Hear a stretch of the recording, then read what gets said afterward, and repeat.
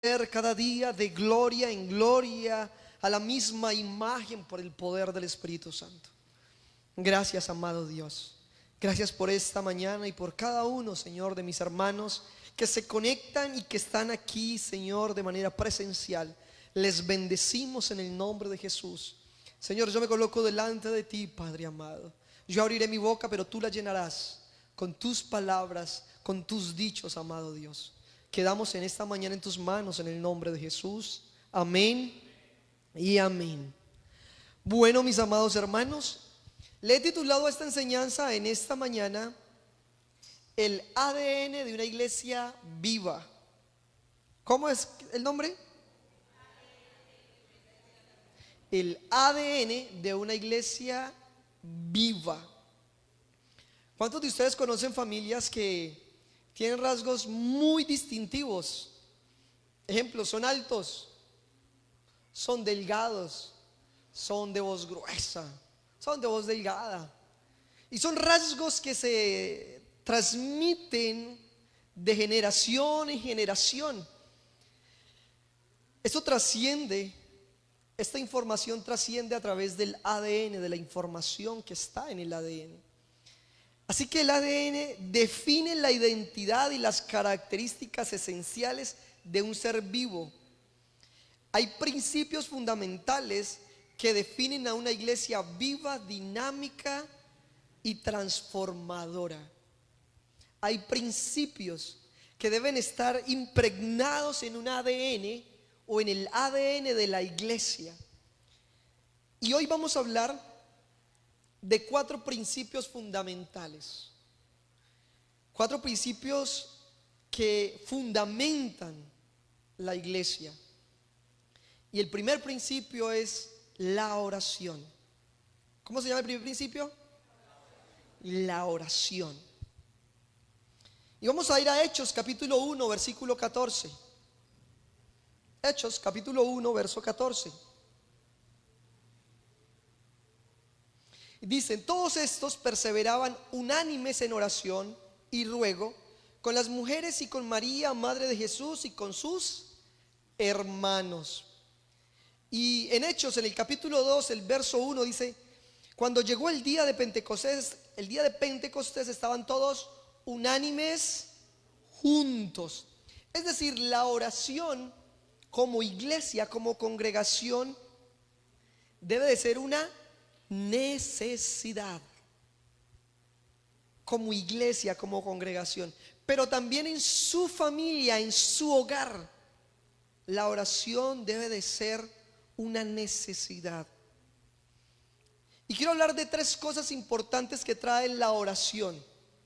3 puntos importantes que trae la oración. Nos ayuda a aumentar nuestra fe, teniendo la certeza y la convicción que Dios hará algo, que Dios hará. Cuando tú estás orando a Dios por algo específico, tú sabes que oras porque sabes que Dios puede contestar tus oraciones. Y cuando tú oras, entonces aumentas tu fe creyendo que Dios va a suplir eso, que Dios va a traer eso que tú estás orando.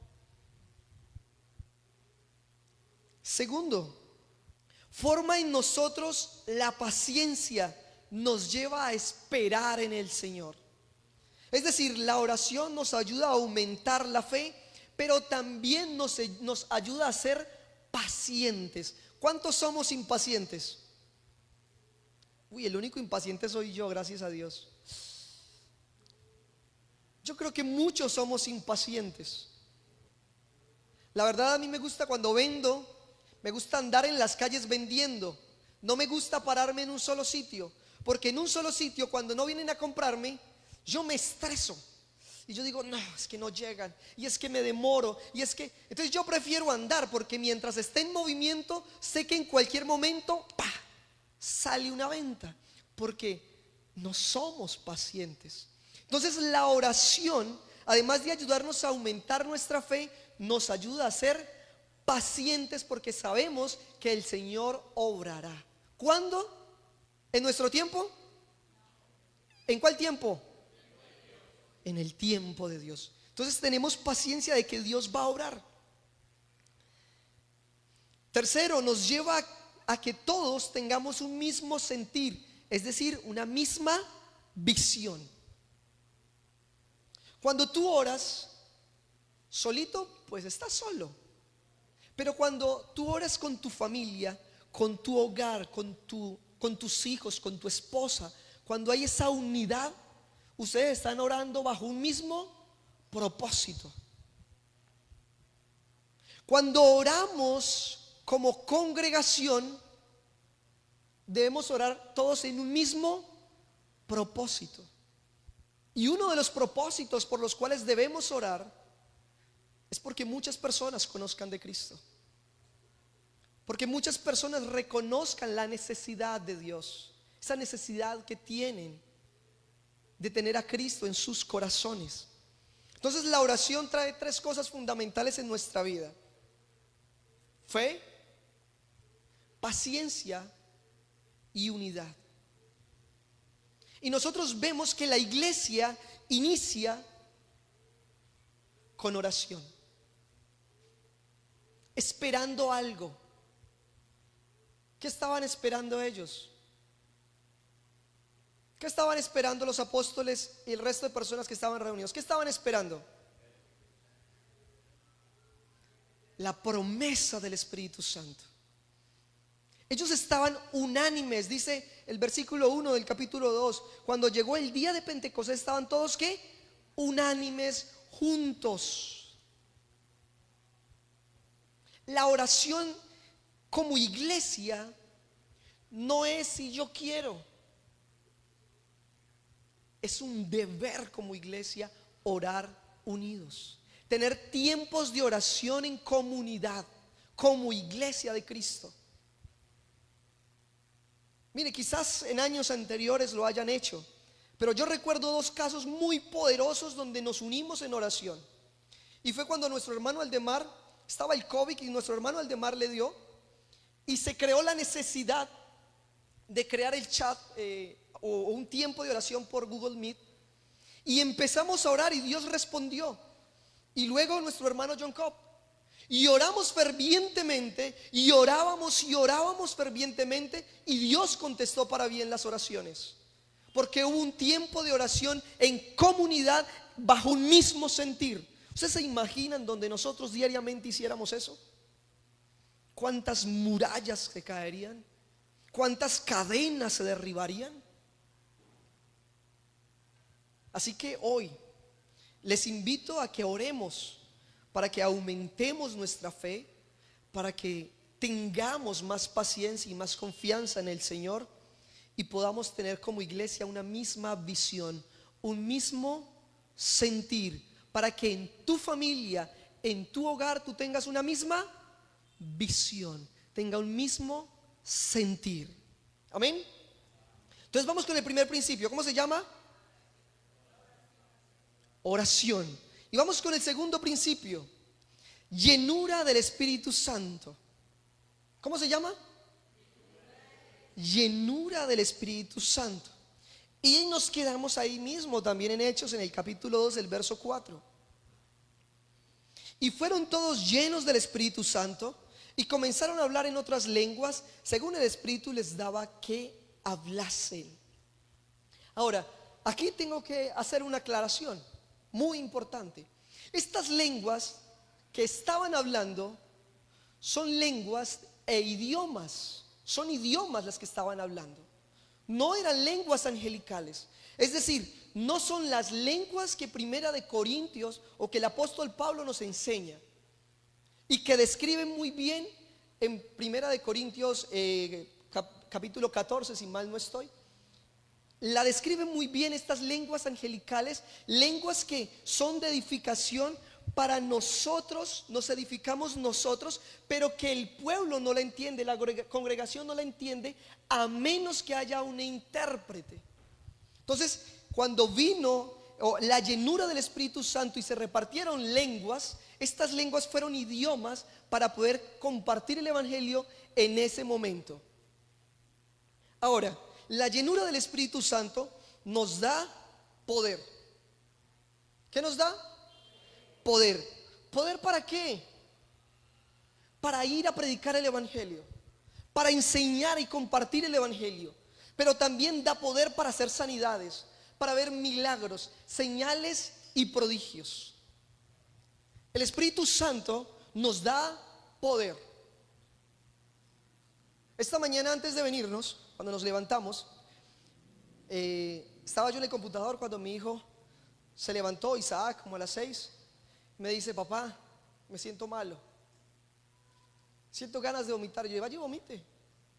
Y fue y vomitó.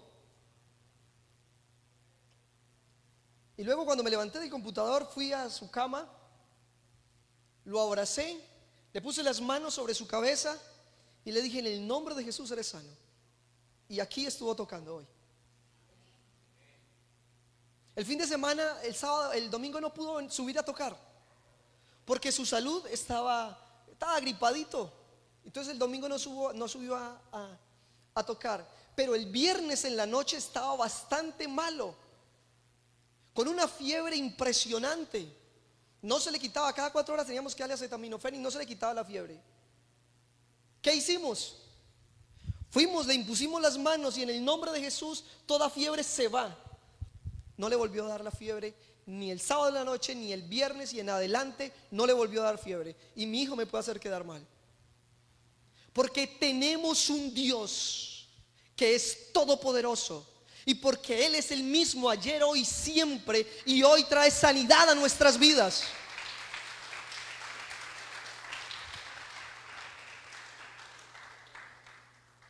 Tenemos que creerle. Entonces el Espíritu Santo trae poder.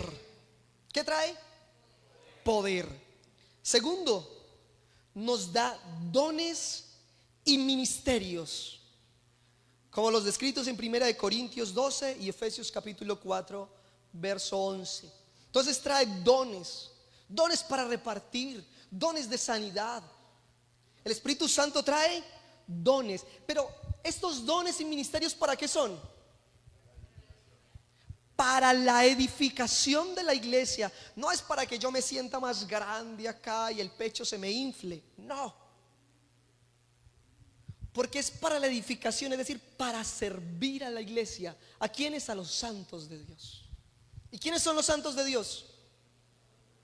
Cada uno de ustedes, mis hermanos. Es decir, la llenura del Espíritu Santo trae dones y ministerios para el servicio de la congregación. Es para el servicio de la congregación, para la edificación de la iglesia. Tercero, nos trae guía en el que debemos hacer. Nos guía en lo que debemos hacer. Él nos guía. A veces las cosas no salen bien porque no le permitimos que sea Él quien nos guíe. Entonces el Espíritu Santo es quien nos guía. Cuando fueron a tomar una decisión en algún momento en la iglesia de los Hechos, vino el apóstol Pablo y Bernabé y se reunieron con los ancianos de la iglesia y empezaron a discutir algunas cosas que se les estaban imponiendo a los gentiles. Y entonces ellos llegaron a unos acuerdos, y dice en esos, digamos que en la primera parte de esa carta que les iban a mandar, dice: nos ha parecido bien, o le ha parecido bien al Espíritu Santo y a nosotros.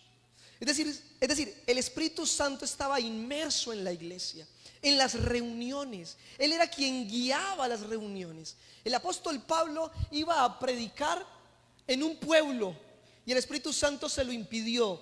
Luego avanzó y quería predicar en otro pueblo y el Espíritu Santo, ¿qué? Se lo impidió. Y luego un ángel se le presenta y lo lleva a otro lugar para que predique. El diácono Felipe, que luego se convierte en ese evangelista, es llevado por el Espíritu Santo al desierto para predicarle a un solo hombre, y luego es arrebatado por el Espíritu Santo y lo lleva a otro lugar. Es decir, la iglesia estaba guiada, mentoreada ¿por quién? Por el Espíritu Santo.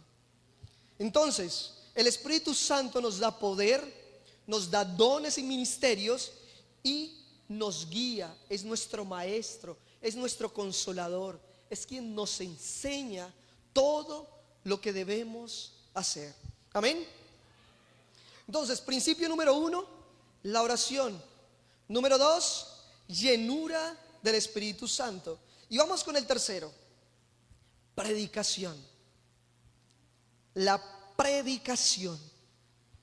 En Hechos, el capítulo 2, el verso 14, dice: entonces Pedro, poniéndose en pie con los 11, alzó la voz y les habló diciendo: varones judíos y todos los que habitáis en Jerusalén, esto os sea notorio y oíd mis palabras. Y empieza a predicar, empieza a compartirles el evangelio. Porque después de la oración viene una llenura del Espíritu Santo. Y después de la llenura del Espíritu Santo viene la necesidad de compartir de lo que Dios nos ha dado. Es imposible compartir del Señor cuando no tenemos nada en el corazón. ¿Cómo tú vas a compartir si no tienes nada que Dios te haya dado? Primero recibimos y luego damos. Y es muy importante, ahí no habla de que de pronto ellos hayan cogido la Biblia, la hayan leído, hayan cogido la Torá, la hayan leído. No lo habla, no lo menciona, pero está inmerso.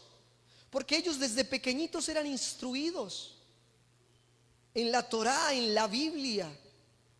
Y luego, en los 3 años de ministerio de nuestro Señor Jesús, ellos fueron instruidos por el Señor Jesús. Es decir, recibieron del Señor para luego entregar, para luego ser testigos. Entonces, ¿qué necesitamos para ser predicadores? Y cuando hablo de predicadores, no solamente el que se para acá, sino tú en tu casa, con tu familia, con tu hogar, con tus amigos. Necesitas leer la palabra de Dios. Necesitas instruirte, necesitas venir aquí para instruirte aquí y salir a enseñar allá. Porque es de todos. El pastor habla de que seamos mentores, que cada uno de nosotros sea mentor de una persona. Así que en la predicación necesitamos formarnos. Pero la predicación trae, primer punto, nos lleva a ser discípulos. Cuando nosotros predicamos, empezamos a ser discípulos, personas que empiezan a seguir la predicación, la enseñanza de Jesús. Y quizás algunas personas primero van a seguir al hombre. Wow, ¿cómo predicas de bueno? Y quizás inicialmente empiezan a seguir a este hombre, a la persona que les está exponiendo la palabra, les está enseñando la palabra. Pero el trabajo de esa persona es llevarlos a que conozcan a Cristo. Y por eso es el hacer discípulos. Porque mientras la mirada esté puesta aquí, un día ese hombre va a fallar y la persona se va a ir. Pero cuando la mirada la cogemos de aquí hacia arriba para que miren al autor y consumador de la fe, entonces esa persona nunca se va a ir y ese fruto permanecerá para siempre. Ayer hablaba con un hombre que está ya yendo a la iglesia pentecostal. Y entonces me decía: imagínese que el que me invitó estaba apartado de Dios. Y me invitó porque quería él volver. Y me invitó varias veces y eso me insistió y me insistió hasta que decidí ir. Y mire que me gustó. Y yo estoy nuevito. Pero mire que este hombre no me da testimonio. Y empezó a contarme una cantidad de cosas. Y yo le decía: es que no puedes poner la mirada en él. Tienes que poner la mirada en Cristo, en el autor y consumador de la fe. Pero desafortunadamente primero colocamos la mirada en el hombre, porque el hombre me invitó, porque el hombre me enseñó, porque el hombre, entonces lo miramos a él y lo tenemos como referencia. Por eso es muy importante tu testimonio. Por eso es tan importante que tú puedas llevar y guiar a esa persona al conocimiento pleno de la verdad. Así que la predicación nos lleva a ser discípulos. Segundo, es la que permite enseñar las buenas nuevas de salvación. A través de predicar enseñamos las buenas nuevas de salvación. Y del predicar el evangelio a toda criatura, sin distinción alguna de raza, de economía, absolutamente nada. Debemos predicar el evangelio. Tercero, nos lleva a bautizar a toda persona que cree en el nombre de Jesús. A toda persona que cree se debe bautizar. Y a veces nos da miedo bautizarnos, porque no entendemos la razón, el motivo, el porqué del bautismo. Pero cuando creemos realmente en el Señor Jesús, nos damos cuenta que necesitamos nacer de nuevo. Todos hemos nacido de carne, y lo que es nacido de la carne, carne es. Así que necesitamos nacer por el Espíritu Santo y por el agua, porque cuando nos sumergimos en el agua estamos simbolizando la muerte de nuestro Señor Jesucristo, pero cuando salimos del agua simbolizamos la resurrección de nuestro Señor Jesucristo, y entonces somos una nueva criatura. Entonces somos nacidos del Espíritu Santo. ¿Cuántos lo creen?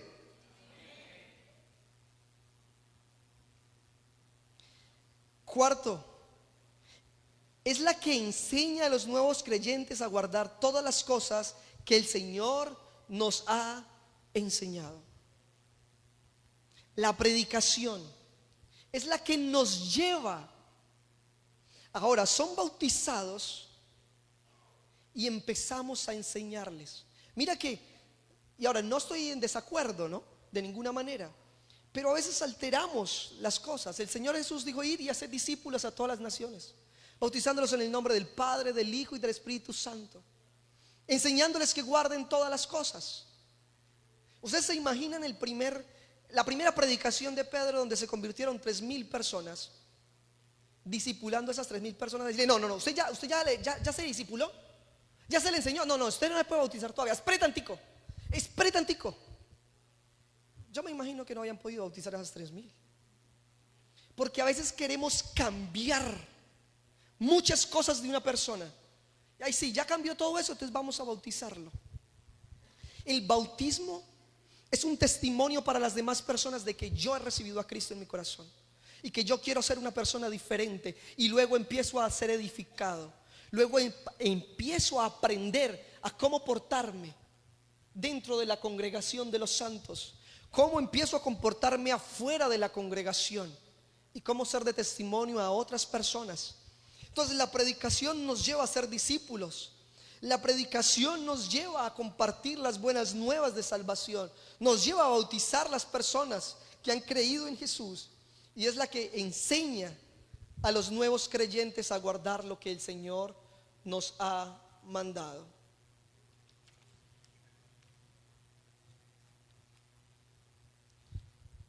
Cuarto principio, y con este principio terminamos: ofrenda. Ay, van a pedir la ofrenda. Ofrenda es un cuarto principio de una iglesia con un ADN vivo. La ofrenda. Hechos capítulo 4, versículo 32 al 35.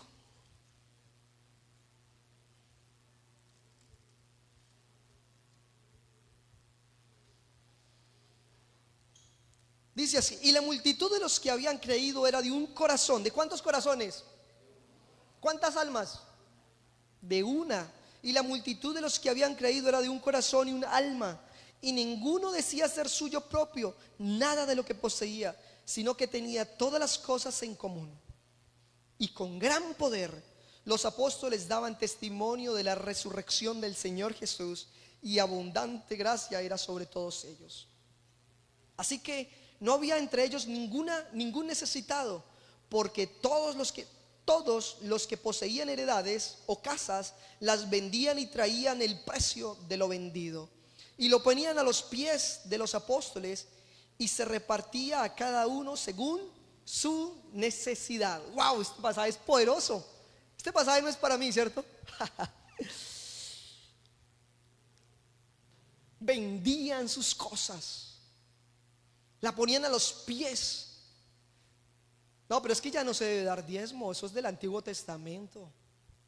No debemos dar diezmos ni ofrendas, porque eso es para que el pastor se vuelva rico. ¿Cuántos hemos dicho eso? Yo lo he dicho, yo lo decía. Es más, un día dije: oiga, me voy a convertir en pastor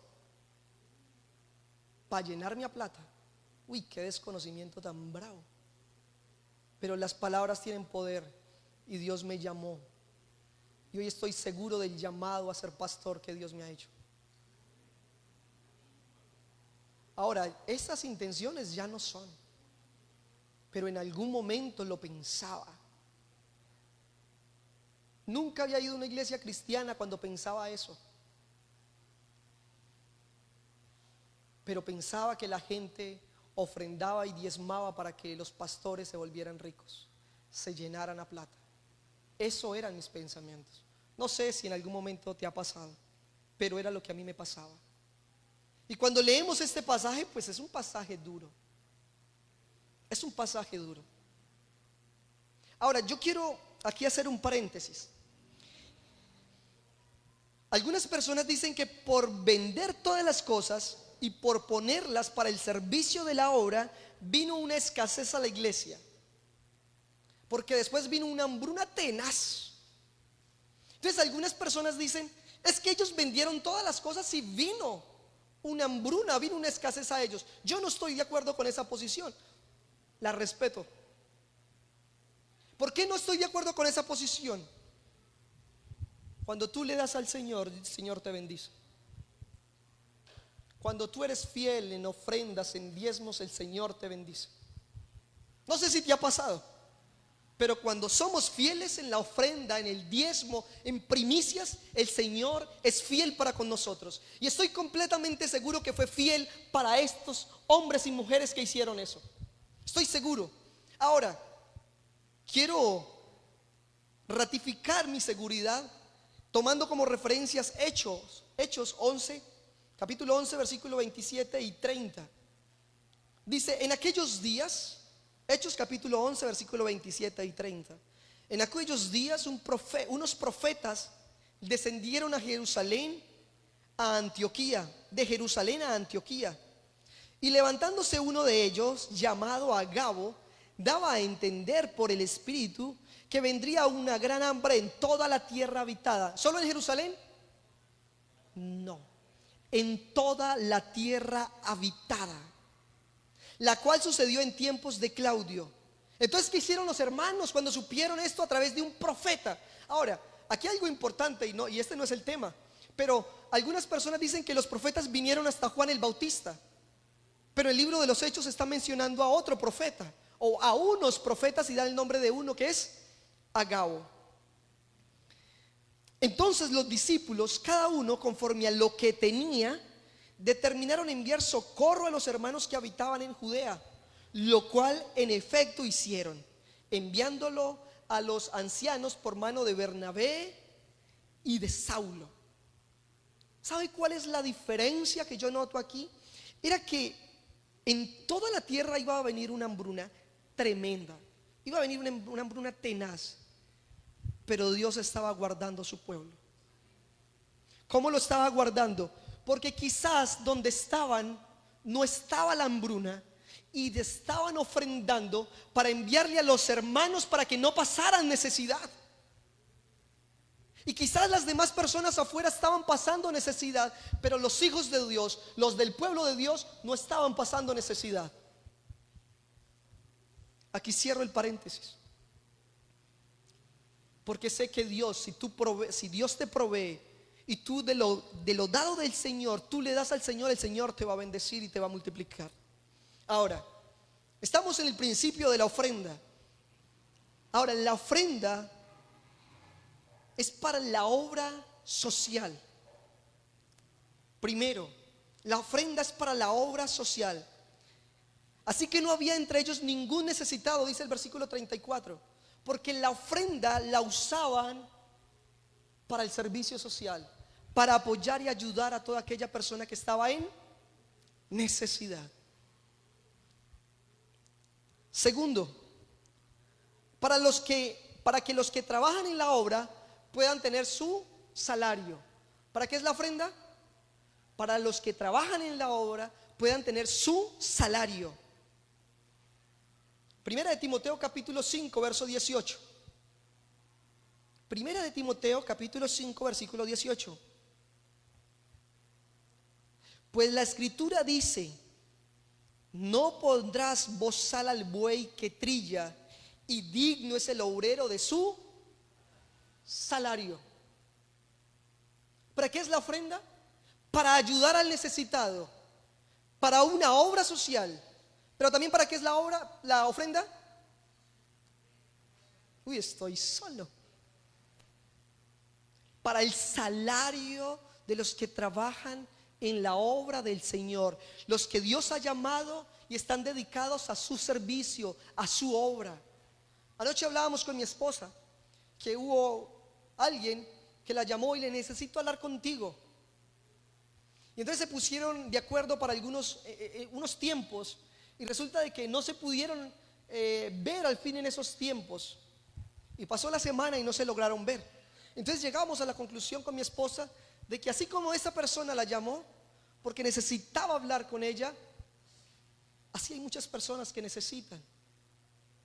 Por eso la persona que se dedica al servicio de la obra del Señor debe de ser de todo el tiempo. Ahora yo me pregunto, porque afuera cuestionan mucho eso y a veces uno no tiene argumentos para hablar ni para decir. Pero el pastor tiene carro, el pastor tiene moto, el pastor tiene casas, el pastor. Miren esa camioneta que anda el pastor. Yo le hago una pregunta. Si tú tienes un salario, ¿no tienes la oportunidad, porque eres pastor, de comprarte algo? ¿No tienes el derecho?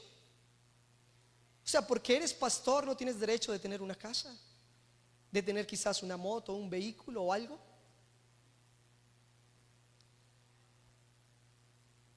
A veces no nos gusta hablar aquí en la iglesia acerca de las ofrendas o hablar de este tema, pero es un tema fundamental, porque está dentro de los principios del crecimiento de una congregación. Y todos tenemos derechos. Así que,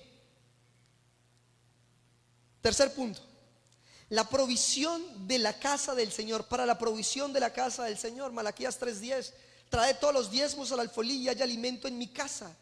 Y luego sigue: probadme en esto, y aquí yo abriré las ventanas de los cielos y derramaré sobre ustedes bendición hasta que sobre y abunde. Necesitamos para todo esto, para donde usted está sentado,